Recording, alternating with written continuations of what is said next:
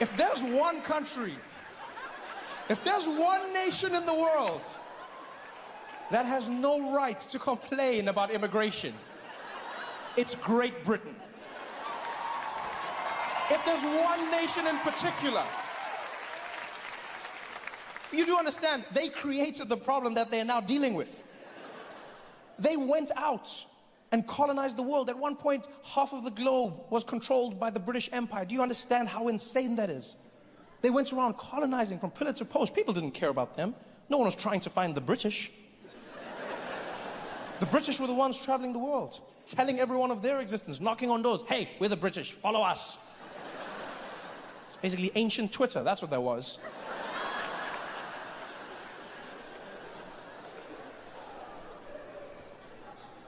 And I'm not saying the British are bad people, by the way. You know? I understand that colonization was something that was popular at one time. Many European countries participated in it. But the British were the best. You know, they were the best. And it's not because they were bad. I think I blame it on the weather. That's what I think happened. I think they have bad weather, and bad weather makes you a bad person. Yeah, because if you think about it, there was no one from a tropical climate who was trying to take over the world. You don't ever hear stories of Caribbean conquerors. Yeah, there's no stories of like Troy the Terrible from Trinidad. You don't hear these stories. There's no need for that. When the weather's horrible, you want to go somewhere else and take it from somebody. If you're living in a beautiful paradise, you have no need to leave. Can you imagine that scene? Just some random handsome guys hanging out on a beach in the Caribbean, one looking at the other out of nowhere. Darius! Darius! What, Troy? I was thinking, bro. Stay with me here. I was thinking, right? We should build boats, sail around the world, and force everyone to dance calypso. It wouldn't happen. It just wouldn't happen. The British colonized with class. They went all over the globe. And you know, colonization, we read about it now, and it seems normal, because it's in a history book. They colonize. When you think about colonization, it is the strangest thing you can think about. Because conquering is one thing. You go to another country, you take what's theirs. You want more. You take the land, you know, you take the resources, you kill the people. That I understand. But colonization, I don't condone, I understand. But colonization is strange, because you go there and you don't just take over. You then force the people to become you. That is such a strange concept. When you think about where the British did it, I mean, they did it in Africa, they did it in Asia. And think about it in India. Those cultures could not be more diametrically opposed. And out of nowhere, the British just decided to roll up. Imagine what the Indians must have felt like on that day. Minding your own business, walking through a field. Next thing you know, the British showed up on horseback.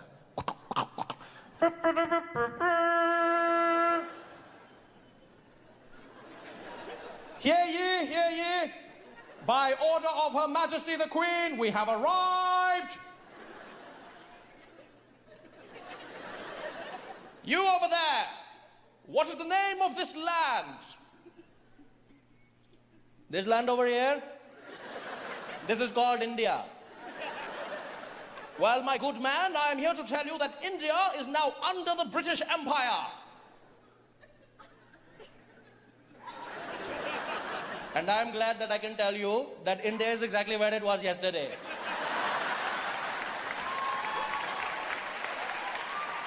No, I feel you're not understanding what I'm saying. I'm letting you know that we're here to colonize you by order of the Queen. Who is the Queen? The Queen.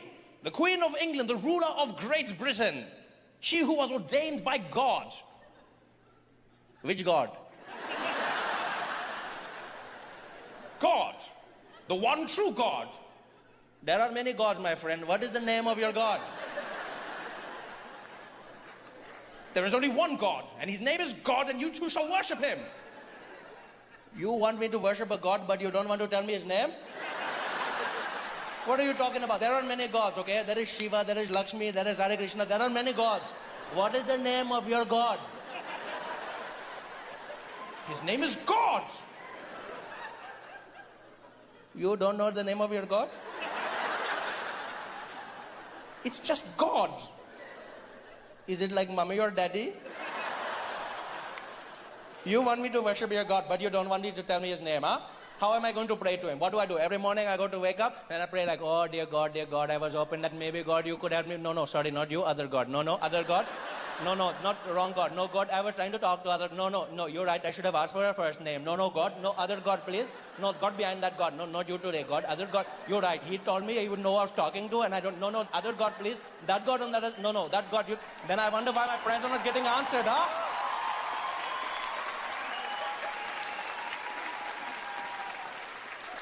How dare you speak to me like that? Do you know who I am? No, because you never introduced yourself. I have come here representing Great Britain. And I have never heard of Great Britain. Who gave you that name? Well, we did. You called yourselves great? Isn't that a little presumptuous? Shouldn't you wait for other people to tell you how great you are? Huh? Shouldn't you just go around the world and just do good things? Then people go, oh my God, Britain, look how great you are. Well, I beg to differ. I believe we could do it because we knew instinctively. We are Great Britain.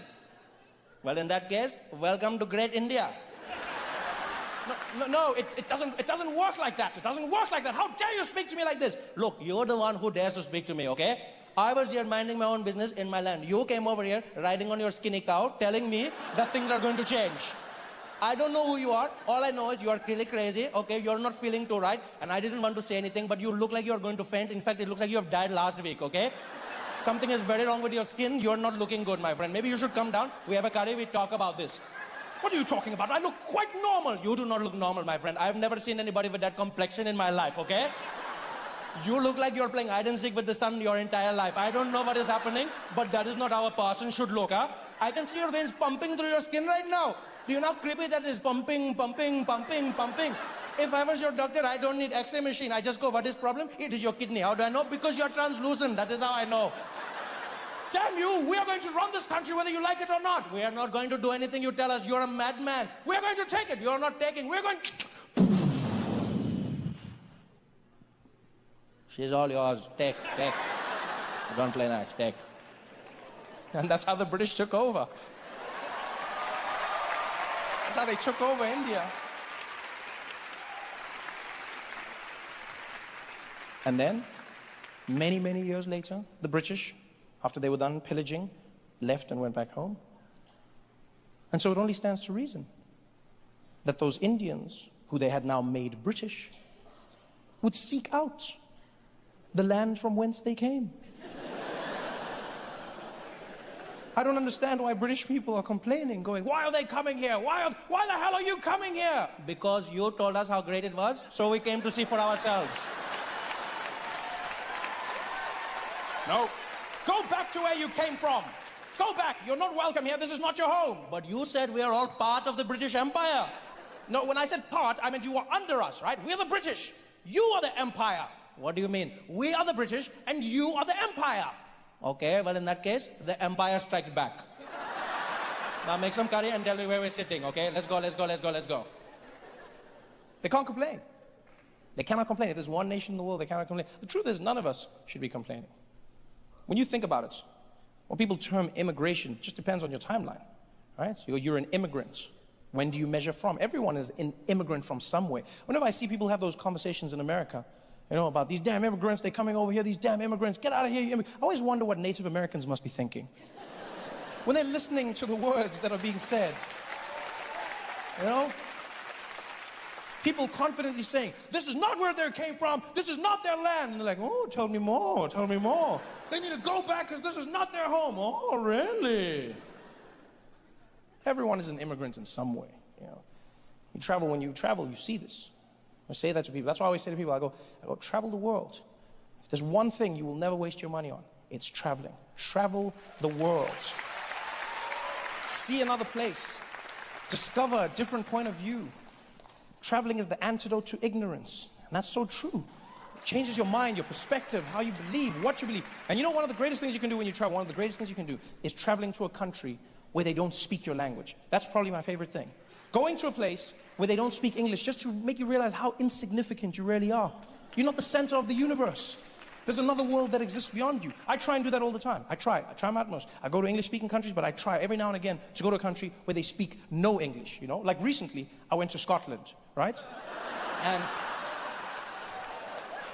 And again, I had an amazing time. The place was beautiful. It was a different culture, rich in history. They have the rolling highlands of Scotland. You know, they've got these castles, beautiful, perfectly preserved, hundreds of years old. In the streets, there's the men playing the bagpipes, wearing the kilts. No black people. But not in a bad way, not in a bad way. Just in a matter-of-fact way, you know? Like when I say that there's no black people in Scotland, I just mean there's no black people. But not like there's a good way and there's a bad. Like the good way is when you get there and you're like, oh, there's no black people. You know, but then there's some places you go and you're like, there's no black people. And that's when you know what I mean? That means some shit went down. You can feel it when you get there. Like Australia. There's no Aborigines. And when you get there, you're like, hey, Australia! You're like, wait, where's all the black people? And they're like, oh, I don't know. They left.